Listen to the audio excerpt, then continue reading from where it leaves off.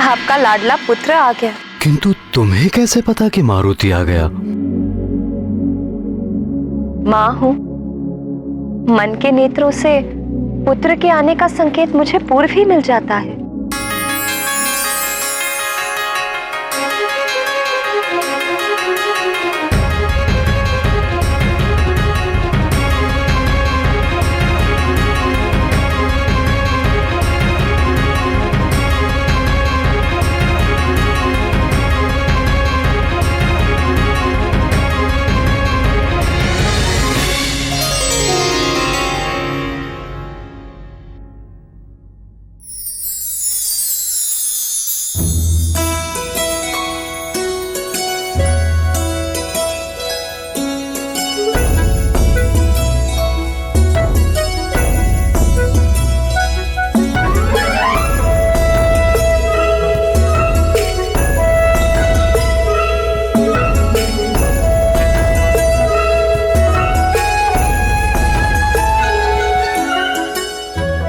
पिताश्री, माँ को क्या हुआ? तुम्हारी माँ तुमसे रुष्ट हैं।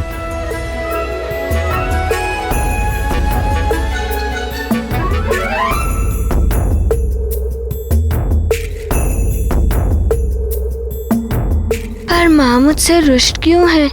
अब मैं क्या कहूँ पुत्र, तुम स्वयं जाकर पूछ लो।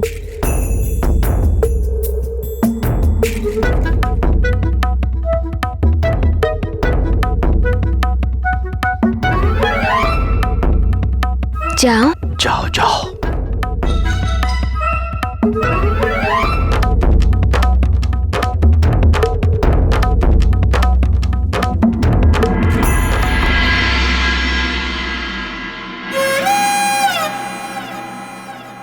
माँ, क्या आप मारुति से रुष्ट हैं?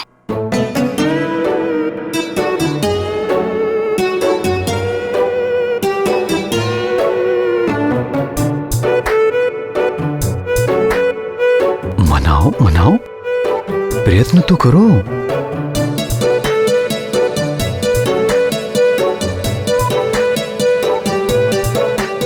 बताइए ना माँ, क्या आप मारुति से रुष्ट हैं? हाँ। किंतु मारुति ने अब क्या किया माँ? पता है कब से तुम्हारी प्रतीक्षा कर रही हूँ, ढूंढ भी रही थी तुम्हें। कहाँ चले गए थे बिना बताए? मारुति तो अपने मित्रों के साथ बाहर खेलने के लिए गया था माँ। मित्रों के साथ खेलने बाहर, और वो भी बिना मुझे बताए? हाँ माँ, मैं तो पहले भी अपने मित्रों के साथ वाटिका के बाहर खेलने जा चुका हूँ। पुत्र, तुम अभी बहुत छोटे हो और छोटे बच्चों को अपने माता पिता को बिना बताए कहीं नहीं जाना चाहिए। परंतु क्यों पिताश्री? तुम्हें स्मरण है ना, जब तुम्हारी माँ हमें नहीं दिखी थी तो हम कितने व्याकुल हो गए थे। अंजना, अंजना! माँ! फिर सोचो, जब तुम हमें बताए बिना बाहर खेलने चले जाओगे, तुम्हारे ना मिलने पर हमारी क्या दशा होगी।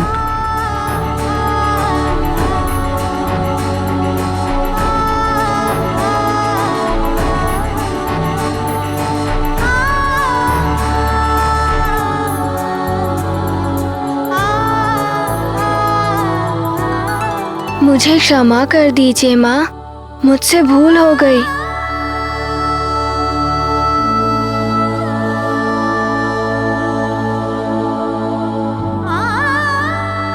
मुझे वचन दो पुत्र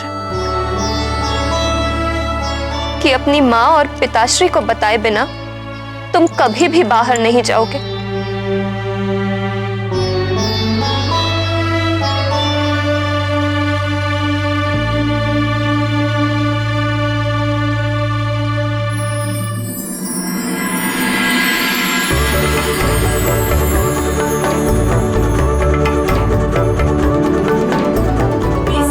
आपका पुत्र मारुति आपको वचन देता है कि मारुति आप दोनों को बताए बिना कहीं नहीं जाएगा।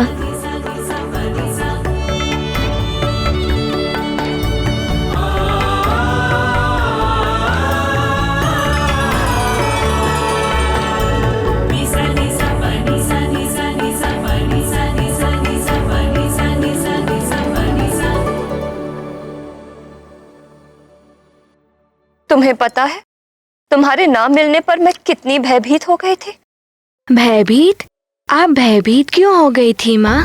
क्या आपने शेरों की दहाड़ सुनी या गुरुजी की छड़ी देखी? शेरों की दहाड़ या गुरुजी की छड़ी का तुम्हारे माँ के भय से क्या मतलब? हाँ पिताश्री, भय का अर्थ यही होता है, शेरों की दहाड़ और गुरुजी की छड़ी। ये ज्ञान तुम्हें कहाँ से प्राप्त हुआ पुत्र? पिताश्री, मेरे मित्रों से। उन्होंने बताया कि भय का अर्थ होता है शेरों की दहाड़ और गुरुजी की छड़ी।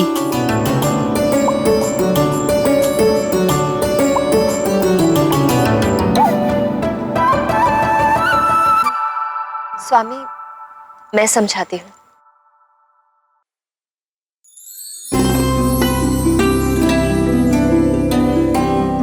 पुत्र मारुति, तुम्हें सब पता है, पर यदि तुम भय के विषय में कुछ नहीं जानते तो समझ लो कि भय सिर्फ मन का भ्रम है।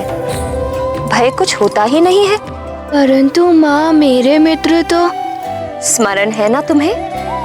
मैंने समझाया था, तुम्हारे लिए माता पिता ही सबसे अच्छे मित्र हैं।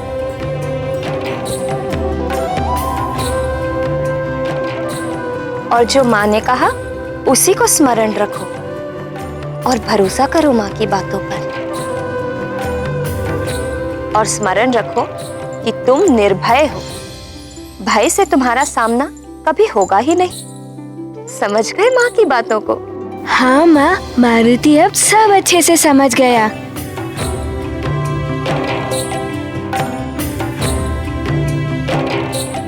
परंतु माँ, दूध। दूध?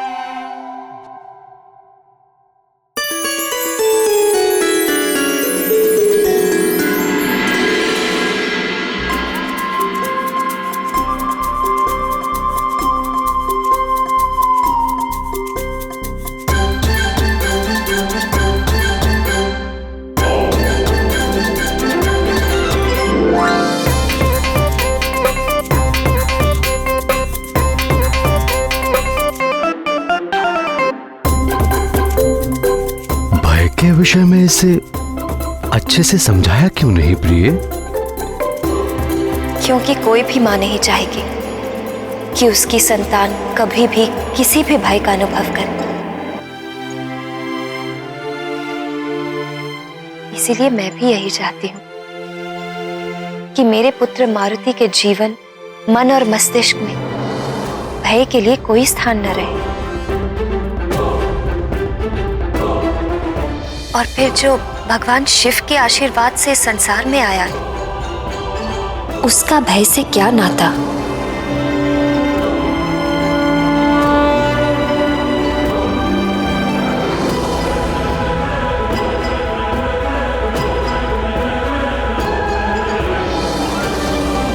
मेरी इस सृष्टि में 84 लाख प्रकार के जीव हैं और ये सभी जीव किसी न किसी भय के प्रभाव से सदा ही ग्रस्त रहते हैं। कितनी विचित्र बात है, मां के अंधकारमयी गर्भ में रहते हुए भी शिशु अपनी पूर्ण सुरक्षा का अनुभव करता है, किंतु जिस क्षण शिशु गर्भ के अंधेरे से संसार के प्रकाश में आता है, उसी क्षण प्रत्येक नवजात शिशु सर्वप्रथम भय का ही अनुभव करता है। अपने इस प्रथम अनुभव से उसका नाता या तो उसके अपने जीवन का अंत होने पर टूटता है, अथवा जीते जी मुझ में एकीकार होने के बाद ही जीव भय मुक्त होता है। स्वयं शिवजी के अंश मारुति तो सदा ही राममय है, उनसे अधिक भय मुक्त भला कौन हो सकता है इस संसार में। आज मैं किसी भी विद्यार्थी को अतिरिक्त गृह कार्य नहीं दे रहा हूं।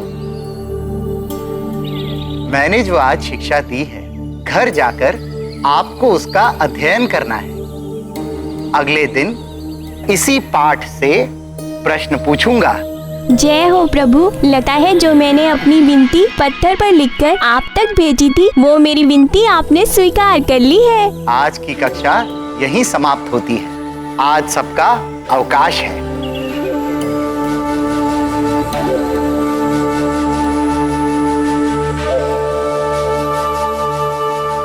आओ मित्र, दो दो हाथ कुश्ती हो जाए।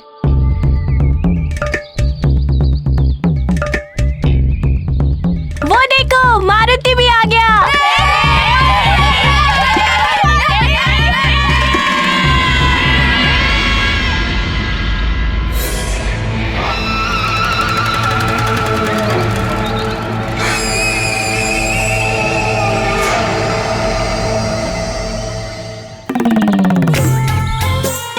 आओ मित्र, मारुति। मित्र नील, क्यों ना मारुति और तुम्हारी कुश्ती हो जाए।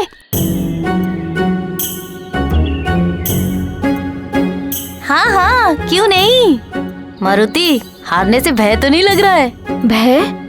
भय क्या होता है मारुति जानता ही नहीं है। तो ठीक है, हो जाए। हाँ, क्यों नहीं, हो जाए।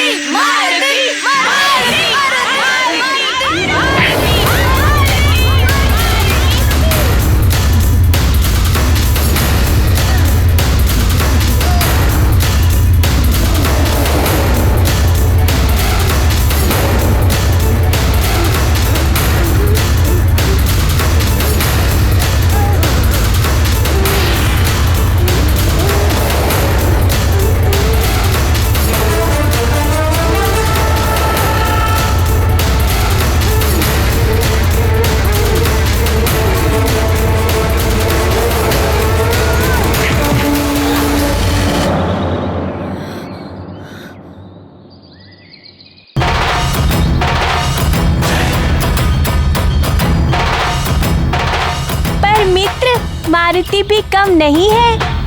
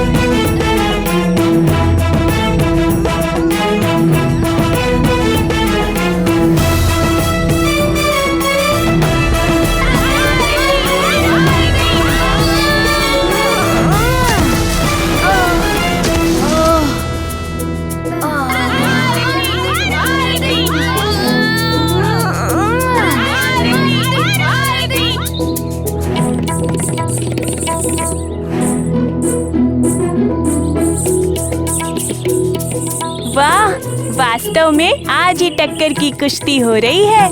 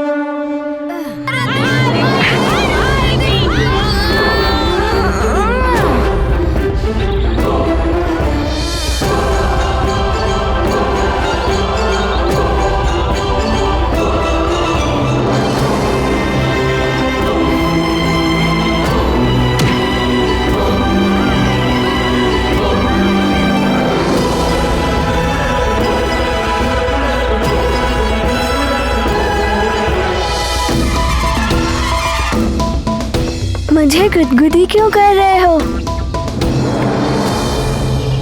कुश्ती के दांव चलो। ये कुश्ती का ही दांव पेच है मित्र। यहाँ की कुश्ती में ऐसा ही चलता है, बच सको तो बचो। तो ठीक है, अभी लो दांव पेच दिखाता हूँ।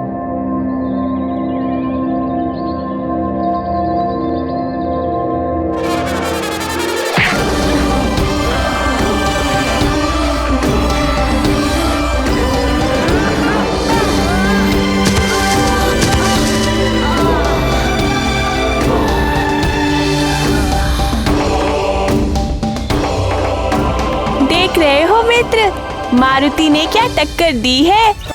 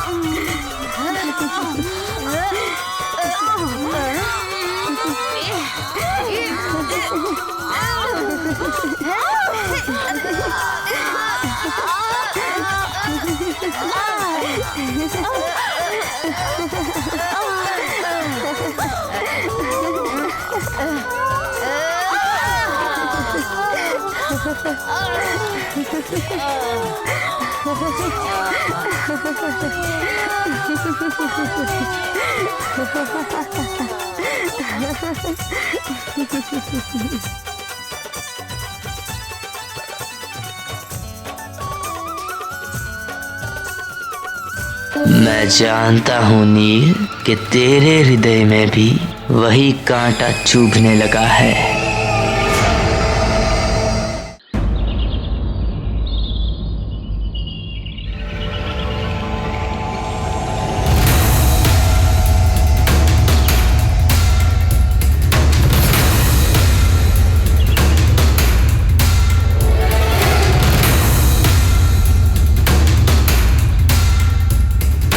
पता नहीं क्या हो गया है मुझे कुछ समझ में नहीं आ रहा है।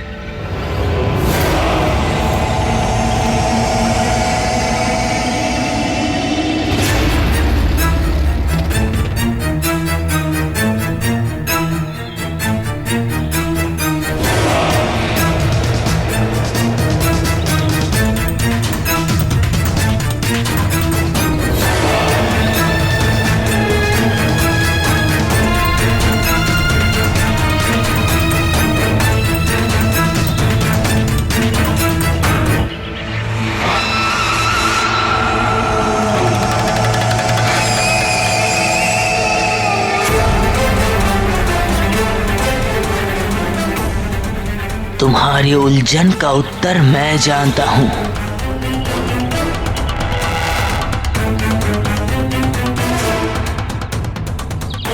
मैं जानता हूँ क्यों तुम्हें कुछ भी अच्छा नहीं लग रहा है। तुम अकेले हो गए हो, अपने मित्रों से दूर। अकेला? मित्रों से दूर?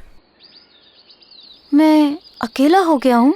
हाँ मित्र, उस मरकट के कारण तुम्हारे सभी मित्रों ने तुम्हारा साथ छोड़ दिया है। ये मरकट कौन है? मेरा तात्पर्य है वो मारुति। तुम्हारे नहीं रहे, वो सभी अब मारुति के संग खेलना चाहते हैं।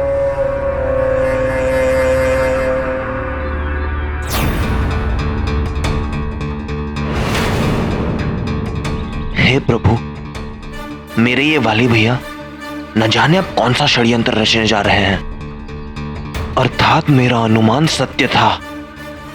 वाली भैया अभी भी मारुति के आसपास मंडरा रहे हैं।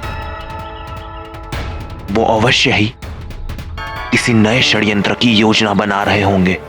किंतु मित्र, तुम कौन हो? मुझे नहीं पहचाना? मैं महानतम, तुम्हारा शुभ चिंतक हूं। तुम्हें इस दुख के क्षण से निकालने आया हूं। दुख? कैसा दुख? क्यों? तुम्हें कोई दुख नहीं होता जब उस मारुति के कारण तुम्हें अपने सभी मित्रों से दूर अकेले खेलना पड़ता है? तुम्हें दुख नहीं होता जब गुरुजी के लिए पुष्प चुनने में तुम्हारे मित्र उस मारुति की सहायता लेते हैं? कुछ दुख तो होता है।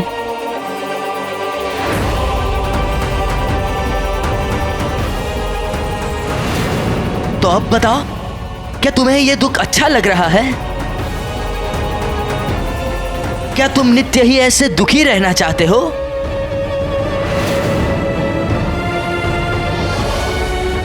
यदि नहीं तो तुम्हें उस मारुति नामक मरकट को उसके सही स्थान तक पहुंचाना होगा। यानी उसके राजभवन में?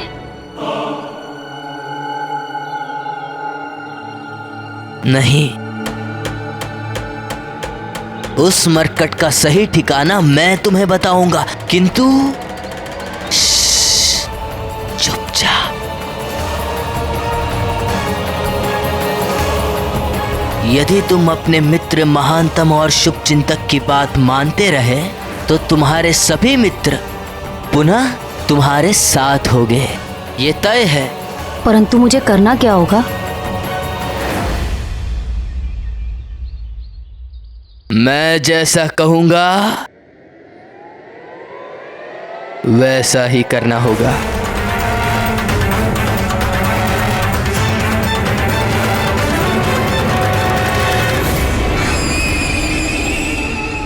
उस बालक को क्या समझा रहे हैं? अंततः वो करना क्या चाहते हैं? हे प्रभु, अब आप ही वाली भैया को सद्बुद्धि दे सकते हैं। वाली के अहंकार और मिथ्याभिमान ने उसकी बुद्धि हर ली थी।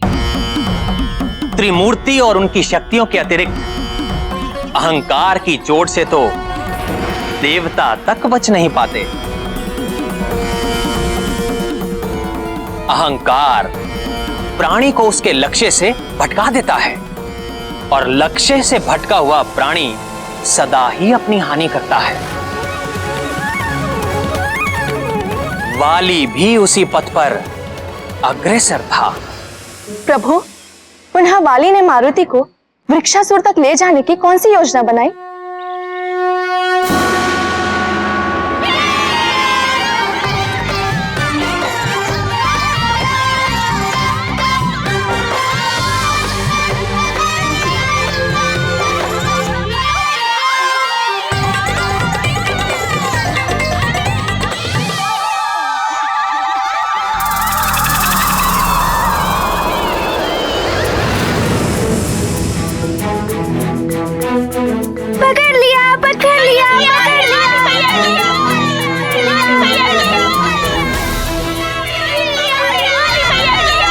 भैया को पकड़ लिया, वाली भैया को पकड़ लिया। भैया, आप पुनः पाठशाला में? लगता है आपको भी पाठशाला अत्यधिक प्रिय है। नहीं, पाठशाला अत्यधिक प्रिय नहीं है, मुझे तुम अत्यधिक प्रिय हो, क्योंकि तुम बड़े बलशाली हो, पत्थर गुलाटी में भी सर्वश्रेष्ठ हो और तुम्हारी गति तो अद्भुत है, अतुलनीय है। क्योंकि मारुति दूध पीता है, वो भी ढेर सारा।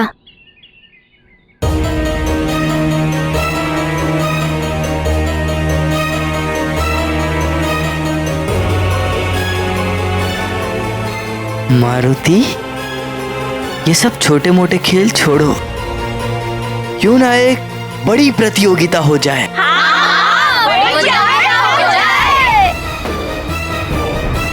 प्रतियोगिता?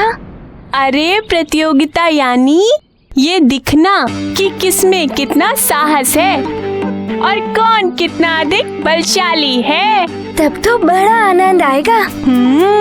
चलो अभी आरंभ करते हैं प्रतियोगिता। नहीं, अभी नहीं। अभी नहीं, तब कब? हाँ, अभी नहीं, कल आरंभ करेंगे, आश्रम के प्रांगण में, पुरानी वाली पाठशाला के पास। पर अभी और यहाँ क्यों नहीं? नहीं, यहाँ अभी प्रतियोगिता संभव नहीं हो सकती। बड़े स्तर पर करनी है ना, तो खेल का मैदान भी तो बड़ा होना चाहिए। वैसी व्यवस्था भी तो करनी पड़ेगी, है ना? हाँ हाँ, सचमुच बड़ा आनंद आएगा। हाँ हाँ, बहुत आनंद आएगा।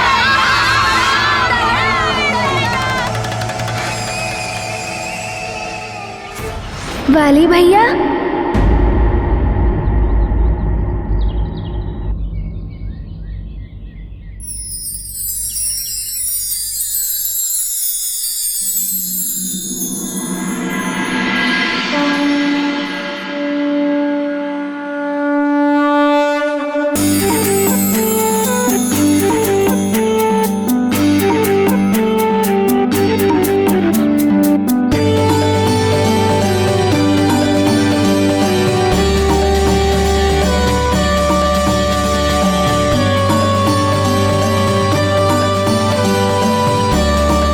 भैया आप बड़े अच्छे हो।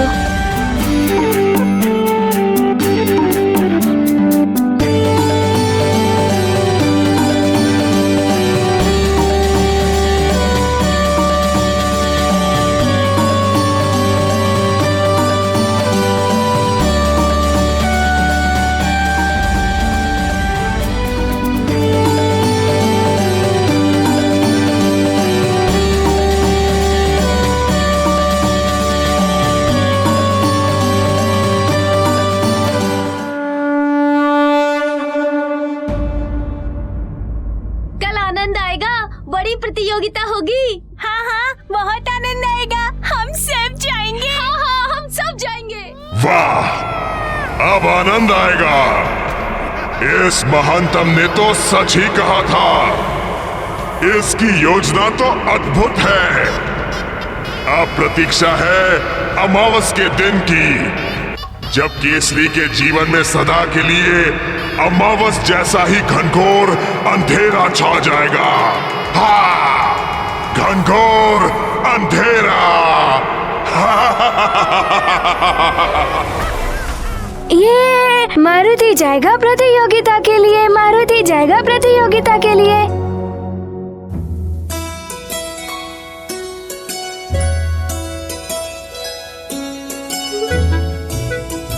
वाह प्रिय वाह, अति सुंदर अंग वस्त्र है ये। इसको मैंने बड़े ही जतन से बनाया है। किसके लिए बनाया है? उसके लिए जो मुझे सबसे अधिक प्रिय है। फिर तो ये मेरे लिए ही बनाया होगा। इसका रंग कितना लुभावना है, और इस पे लगे मोती तो देखो, बड़े प्यार से सजाए हैं। ये मुझ पर बहुत जचेगा। धन्यवाद।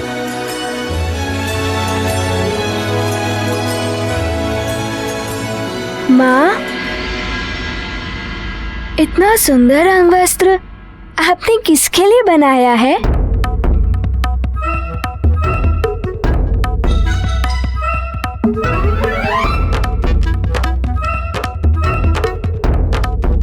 ये मैंने उसके लिए बनाया है जो मुझे सबसे अधिक प्रिय है। पता है, इसके एक एक मोती को मैंने बड़े ही जतन से पिरोया है, और इसके एक एक धागे में मेरा प्यार समाया है।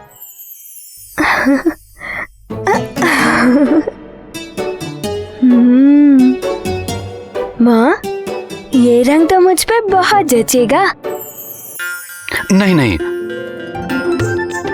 ये वस्त्र तो मुझ पर अधिक सजेगा। पिताश्री, ये तो आपके लिए बहुत छोटा है। प्यार से दिए गए किसी भी उपहार की मूल्य व आकृति नहीं, उपहार देने वाले की मात्र भावना देखी जाती है।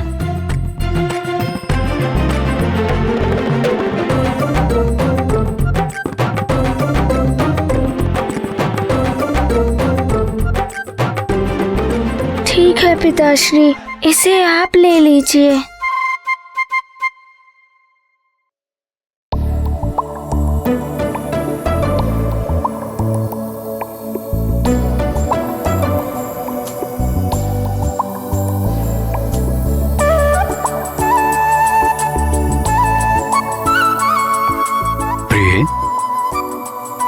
मुझसे मारुति की उदासी देखी नहीं जा रही।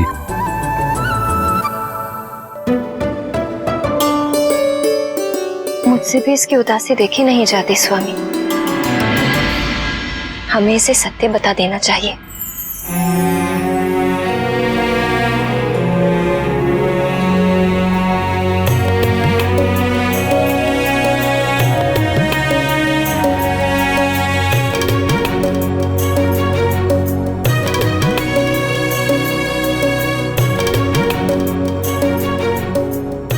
सचमुच प्रिय, ये अंगवस्त्र तो मेरे लिए अत्यंत छोटा है।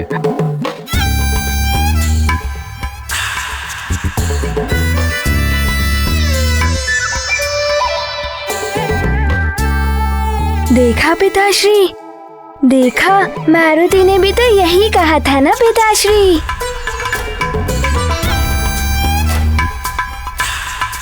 प्रिय, कहीं तुमने ये मारुति के लिए तो नहीं बनाया?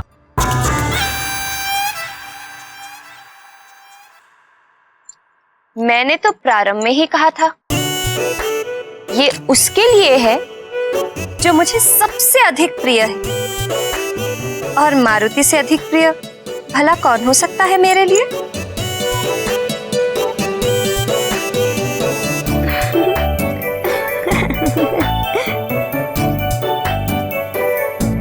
ये रंग तो मुझ पे कितना अच्छा लग रहा है माँ।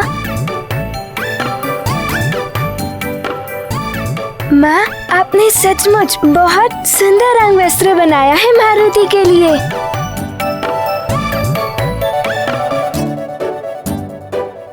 देखा तुमने सखा, कैसा है ये माँ का बनाया हुआ अंग वस्त्र?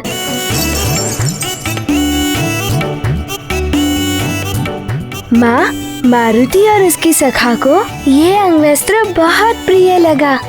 धन्यवाद माँ। जिस परिवार में प्रेम, सौहार्द और सद्भावना होती है, वो परिवार यदि निर्जन मन के एकांत में भी रहे तो वो वहां भी स्वर्ग का सा अनुभव करेगा।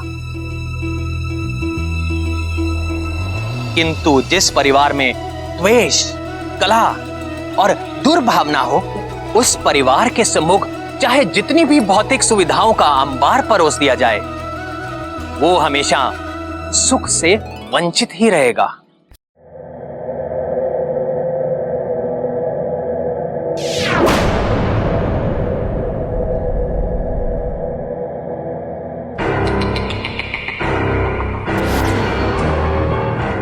आप इतने बड़े हैं, परंतु आपको पता नहीं कि भूदेवी को प्रणाम करते हैं, उन पर थूकते नहीं।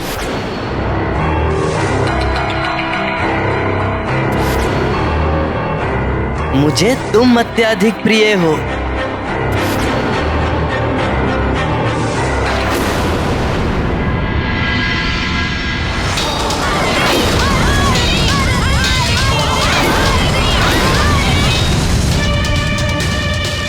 कहीं सच में मैं कोई भूल तो नहीं कर रहा हूँ?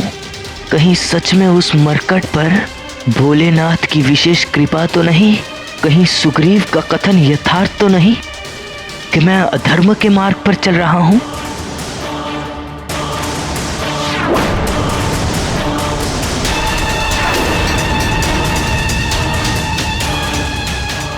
मुझ महानतम के मन में अचानक ये भटकाने वाले विचार क्यों उत्पन्न हो रहे हैं?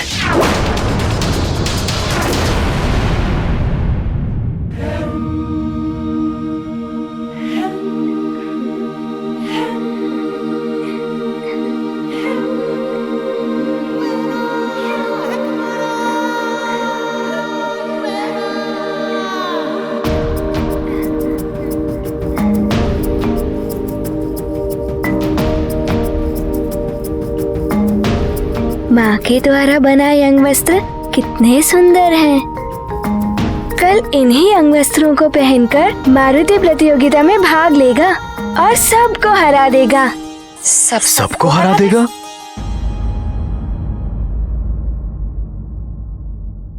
किसको हरा दोगे पुत्र?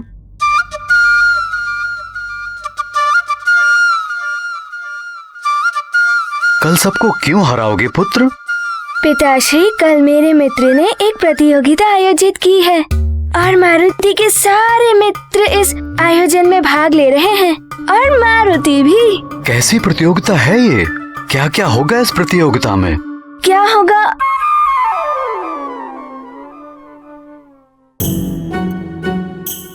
क्या होगा ये तो मारुति को ज्ञात ही नहीं।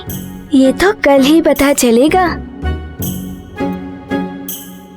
पर जो भी हो, कल की प्रतियोगिता में जीतेगा तो मारुति ही।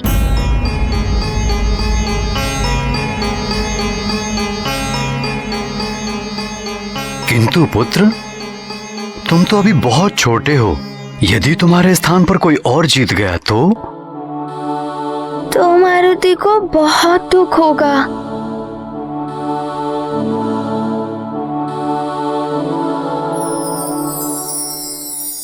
कल की प्रतियोगिता की बातें बाद में करेंगे। क्यों ना अभी हम तीनों मिलकर एक प्रतियोगिता करें? प्रतियोगिता? हाँ।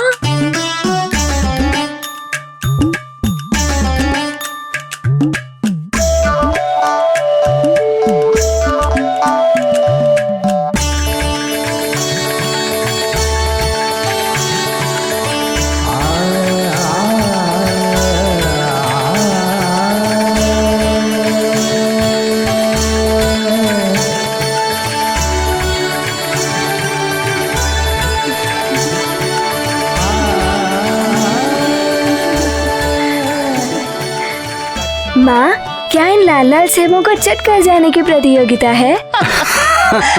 नहीं पुत्र, हम इन सेबों से अपने सुंदर सुंदर भवन बनाएंगे। देखते हैं सबसे पहले सुंदर और दृढ़ भवन कौन बनाता है।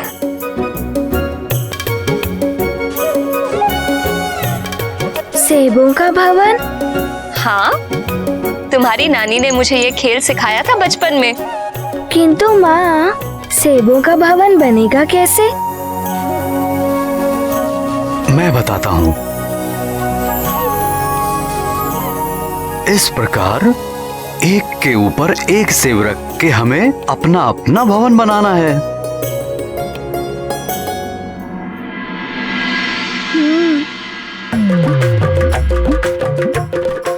मुझे लगता है सबसे पहले मैं अपना भवन बनाऊंगा। धैर्य रखिए आर्यपुत्र, देखते हैं सबसे पहले किसका बनता है।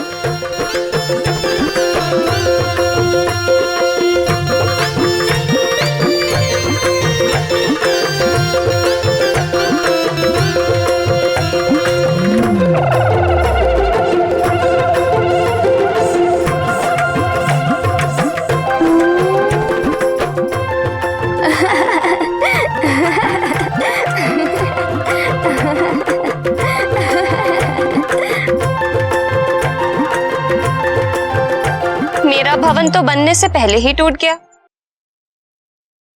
परंतु माँ, अब देखना मारुति अपने सेबों का भवन कैसे बनाता है।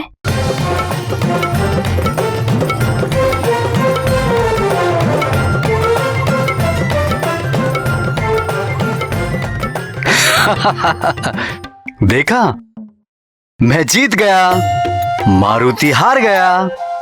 मारुति हार गया?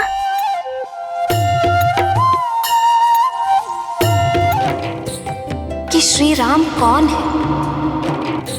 राम कहाँ है? राम कहाँ है? राम कहाँ है?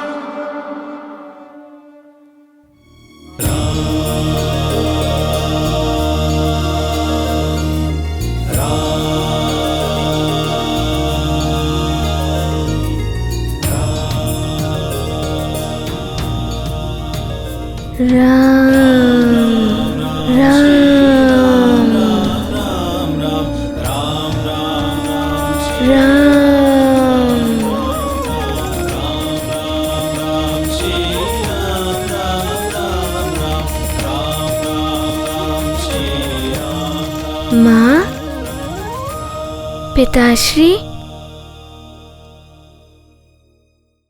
हमारे पुत्र के लिए तुम्हारी पांचवी कामना क्या है प्रिय?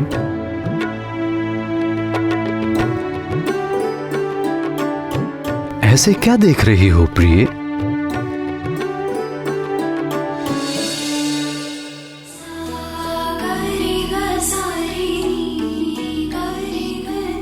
मेरी पांचवी कामना ये है आर्यपुत्र कि जैसे आपने मुझे अपनी अर्धांगिनी स्वीकार कर मुझे मारुति की मां बनने का सौभाग्य प्रदान किया, अपना पितृ ऋण चुकाया है, ठीक वैसे ही पुत्र मारुति भी सही समय आने पर विवाह बंधन में बंधकर अपना पितृ ऋण चुकाए और हमारी वंशवेल को आगे बढ़ाए।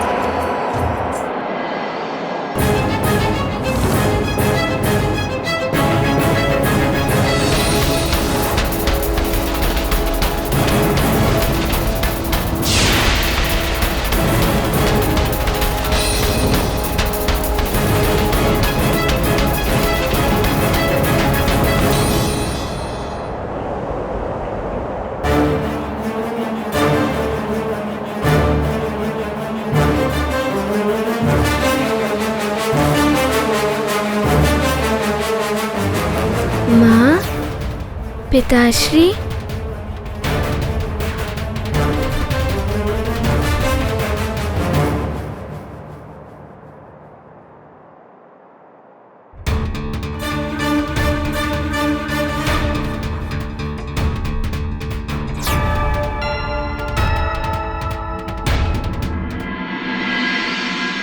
मारुति ने आपको हर स्थान पर ढूंढा और आप यहाँ हैं, प्रभु के घर पे। अभी प्रभु के विश्राम का समय है। आपकी वार्तालाप से प्रभु के नींद में विघ्न पड़ रहा होगा।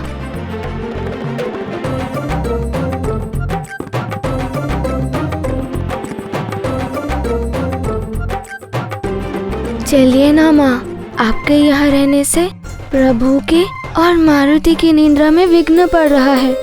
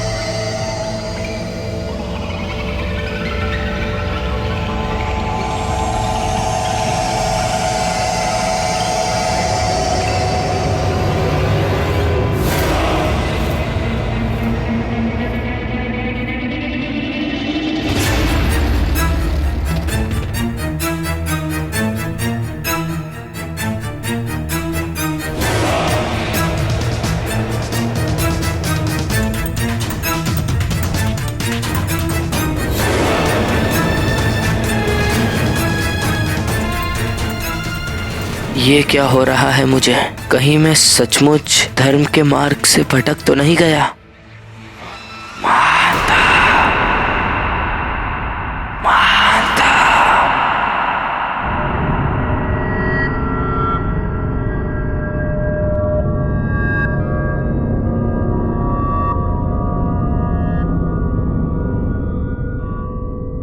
महानतम वाली को धर्म सद्मार्ग सत्य जैसे दुर्बल विचार शोभा नहीं देते।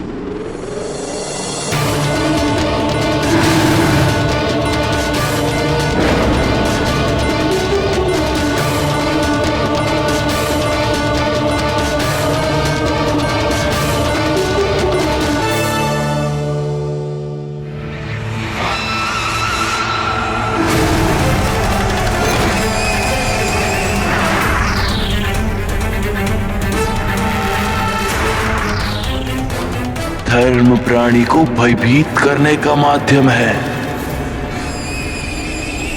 सद्मार्ग की खोज वो करते हैं जिनके जीवन में कोई महान लक्ष्य नहीं होता। सत्य की बैसाखी का सहारा वो लेते हैं जिन्हें अपने बाहुबल पर विश्वास नहीं होता। महानतम वाली जिस मार्ग पर चल रहे थे वही मार्ग उसके लिए श्रेष्ठ है।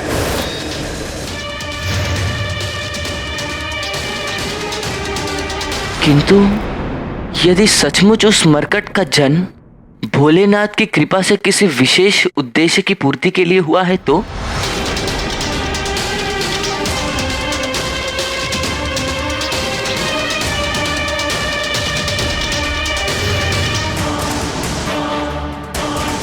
इस संसार में प्रत्येक जीव किसी न किसी उद्देश्य की पूर्ति के लिए ही जन्म लेता है। तुम्हारे जीवन का भी एक उद्देश्य है।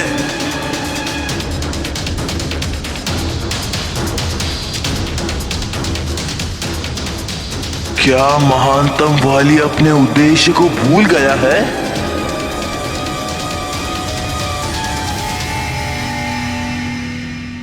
स्मरण करो।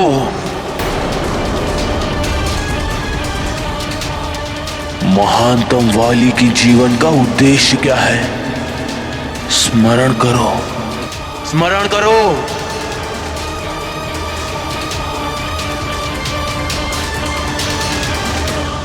इस समग्र विश्व का कोई भी योद्धा मेरी टक्कर का नहीं है, और हाँ, ये मेरी चुनौती है।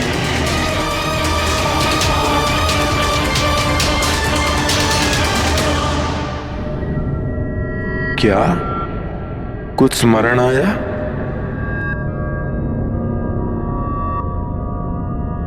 सर्वश्रेष्ठ योद्धा वाली, महानतम योद्धा वाली, कभी किसी से पराजित ना होने वाला वाली।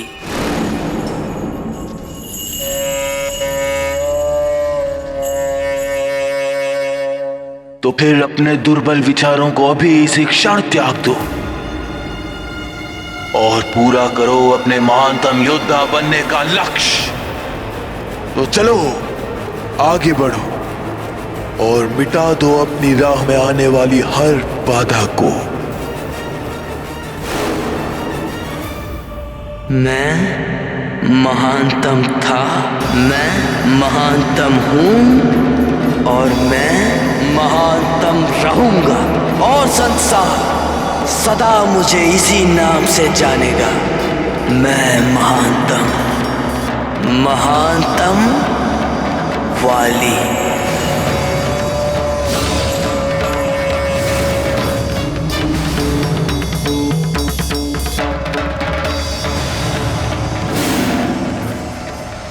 वाली देवराज इंद्र का अंशावतार होकर भी इतना बड़ा दुष्ट कैसे हो गया? पर किष्किंधा नरेश ऋक्षराज से वाली और सुग्रीव का क्या संबंध है? और वे दोनों भाई कैसे हुए? किष्किंधा नरेश ऋक्षराज से वाली और सुग्रीव का नाता जितना विचित्र था, उतनी ही विचित्र है इन दोनों भाइयों के जन्म की कथा। वस्तुतः ऋक्षराज ब्रह्मदेव के मानस पुत्रों में से एक है।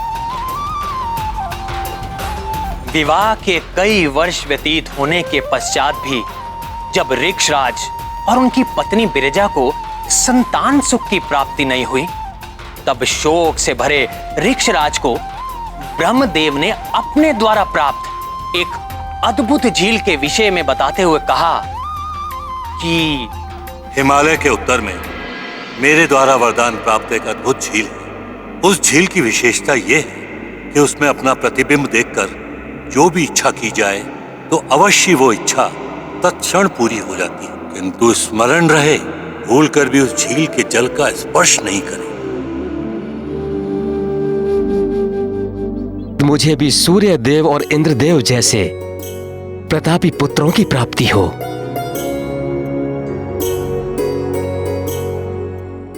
ब्रह्मदेव द्वारा वरदान प्राप्त उस अद्भुत झील को देखकर ऋक्षराज अपने पिता की दी हुई चेतावनी को स्मरण ना रख सके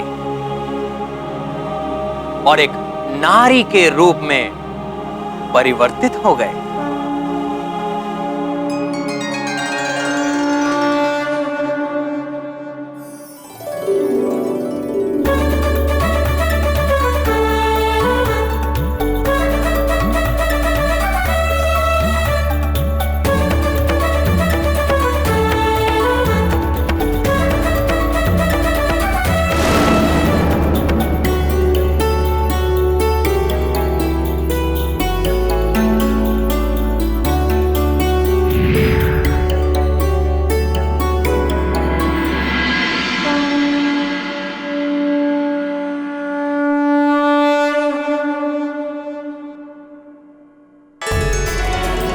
मैं इंद्रदेव, झील को मिले वरदानवश मैं तुम्हारी इच्छा पूरी करने आया हूँ ऋक्षराज। प्रभु, क्या मुझे आजीवन इसी नारी के रूप में रहना होगा? ऋक्षराज, तुम और मैं तो निमित्त मात्र हैं। यह एक दैवी लीला है, परंतु इसका समाधान भी है। चिंतित मत हो। अपनी इच्छा पूर्ति के पश्चात पूर्णमासी के दिन इस झील के जल को पुनः छूने से तुम्हें अपने वास्तविक रूप की प्राप्ति हो जाएगी। अब तुम अपना हाथ आगे बढ़ाओ।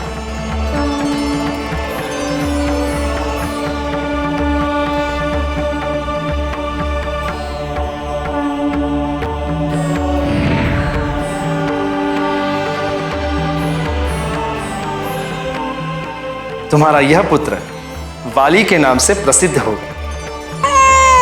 वाली?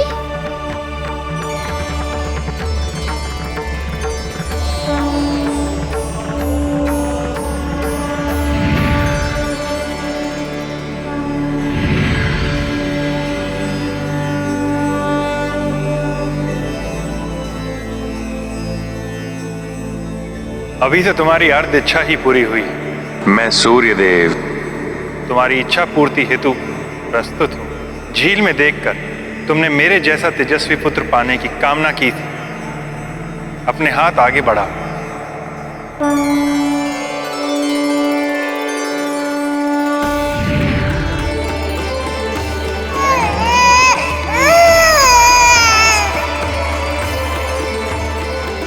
तुम्हारा ये पुत्र सुग्रीव के नाम से प्रसिद्ध होगा। सुग्रीव?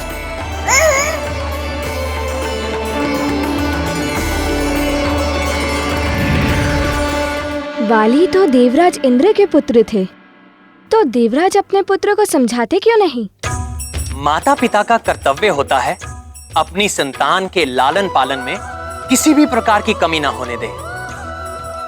अच्छी शिक्षा दीक्षा, अच्छा आचार विचार, अच्छा आहार व्यवहार, ये सब माता पिता का उत्तरदायित्व है। परंतु संतान अपने कर्म के लिए स्वयं उत्तरदायी होती है।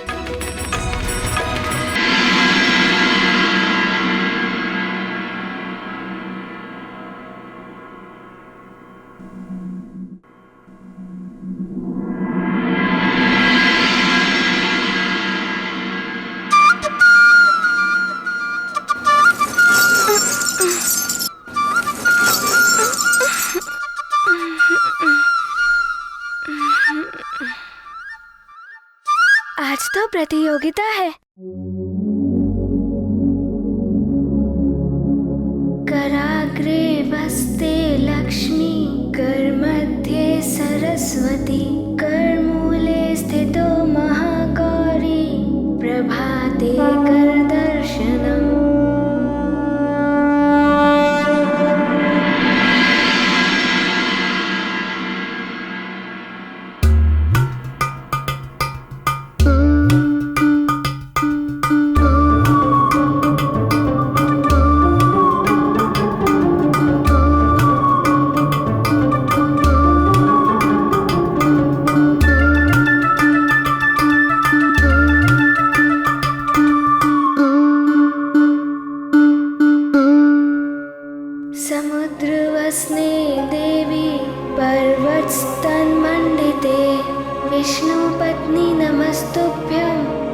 पादस्पर्शं क्षमस्व मे।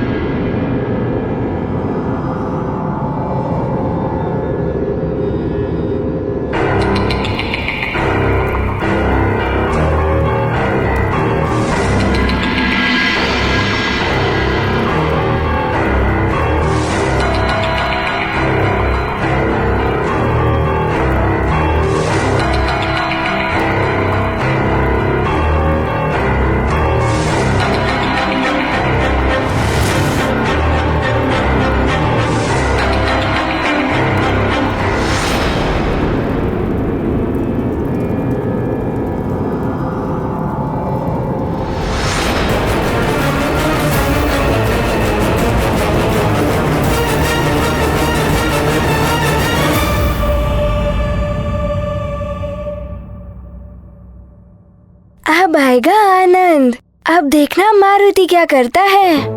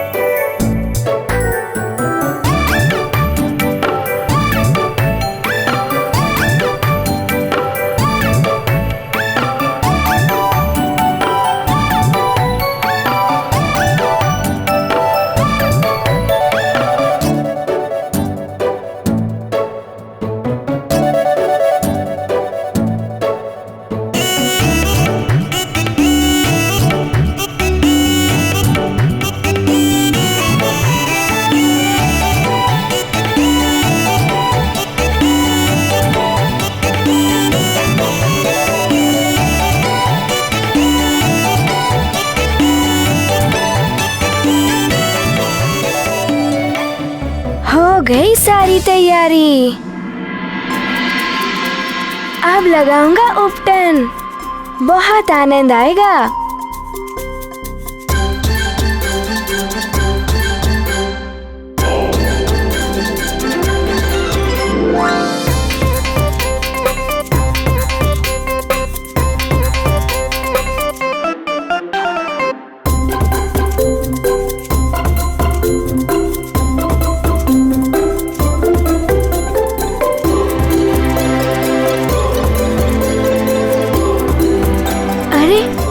इसमें तो जल है ही नहीं। अब मारुति क्या करेगा? मारुति को तो भरने के पश्चात अत्यंत विलंब हो जाएगा।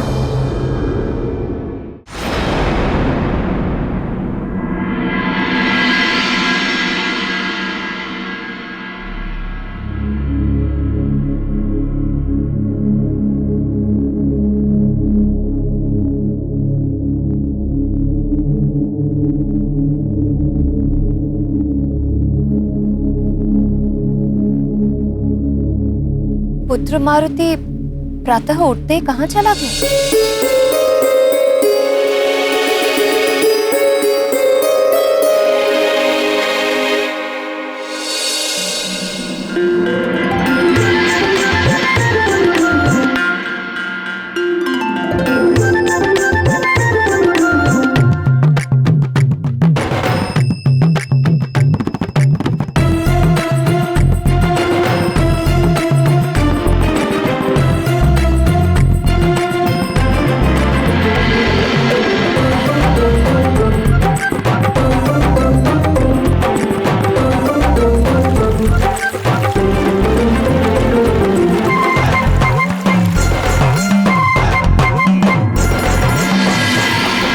क्या करूं? मुझ महानतम वाली के उद्देश्य की पूर्ति के लिए कौन सा शस्त्र श्रेष्ठ रहेगा?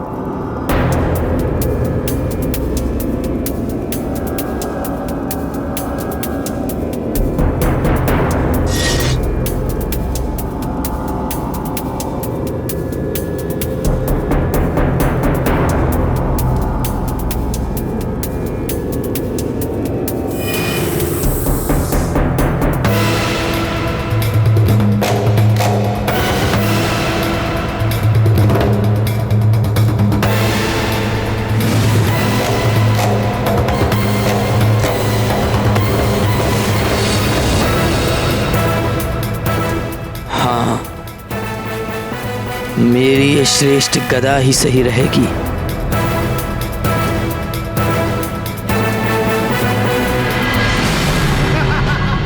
अब आएगा केसरी नंदन, मेरे आमोद वन